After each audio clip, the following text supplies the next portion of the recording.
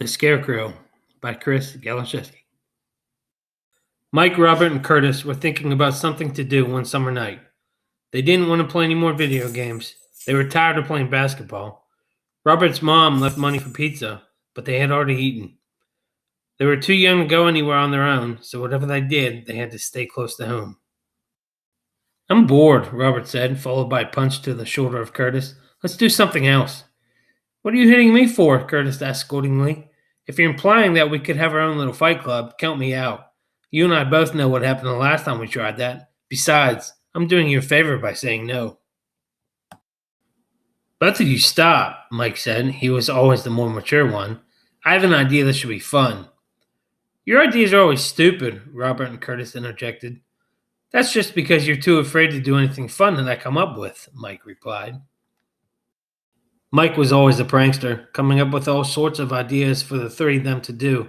Most of the time it got them in trouble with their parents and or the police, but that didn't stop him.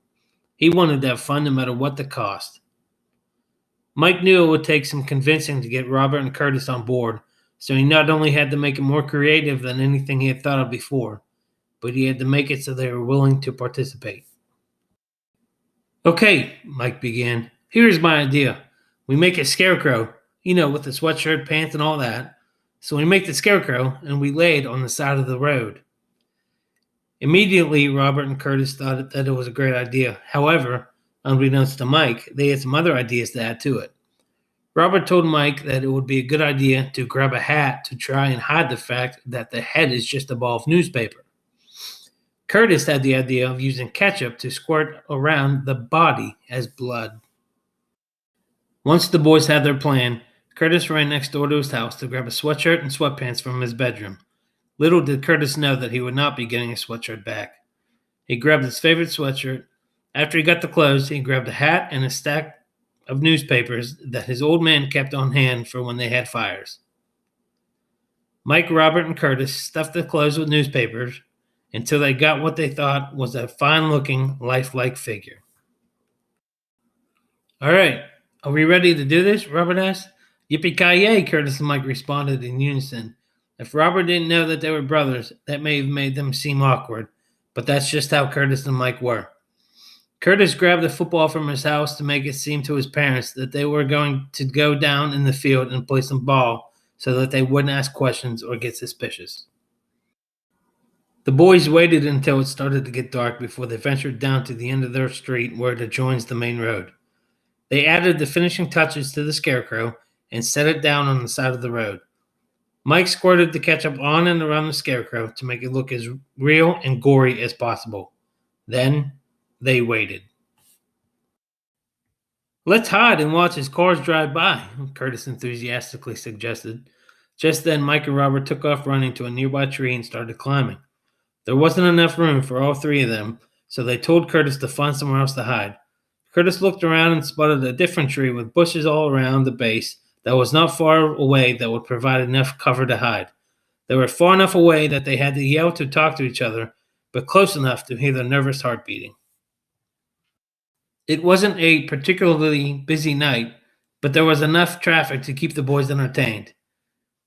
It was a mixed reaction from passing motorists. Some drove by without appearing to notice anything, while others slowed down before continuing on. You could hear the boys laughing from the trees for miles.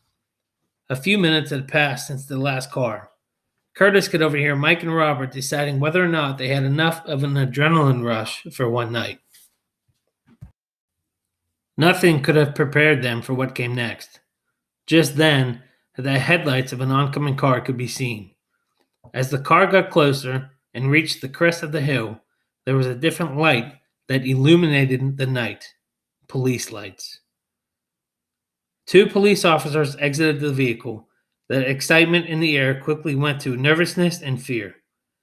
The boys listened as the officers were talking back and forth about what they were looking at. It didn't take them long to know it wasn't a real body, as you could hear the one officer jokingly say, "Oh look, there's blood." With their flashlights, they searched the immediate area. Curtis was no more than 100 feet away. While he was covered from the bush surrounding the tree, there was a stack of newspapers and his football sitting out in the open. When Curtis saw the light shine on the newspapers, he thought for certain he was busted. As he began to wipe the sweat away from his face, the light disappeared, and he heard the trunk of the car open and then close. The officers had loaded the body into their cruiser. Instead of leaving, they turned up the street. They stopped at the base of the tree occupied by Mike and Robert and shined a light in the tree. Mike and Robert thought they were busted for sure. At the base of the tree was the ketchup, along with a piece of newspaper with ketchup on it. Amazingly enough, the cops drove away. Curtis saw this as an opportunity to run. However, as soon as he stood up, there was another car turning on the street. It was the same police officers that had pulled away not 60 seconds earlier. Curtis dropped like he had been hit by a vicious right hook. He looked up to see the flashlights waving around once again, this time from a different angle. Curtis knew that he would be seen if they flashed their lights near him again. The only thing helping him was that he was slightly down the hill. The light flashed up into the tree once more before the car drove away. Knowing that they had already come back once, the boys weren't going to risk staying in place. Curtis waited a couple minutes. Then, without even concern for Mike and Robert, ran as fast as he could back to Robert's house. The other two were not far behind. The next morning, Curtis found out that he had been hiding in a bush full of poison ivy, as it was all over his legs. That's what he got for wasting Mom's ketchup and using his favorite sweatshirt for the Scarecrow.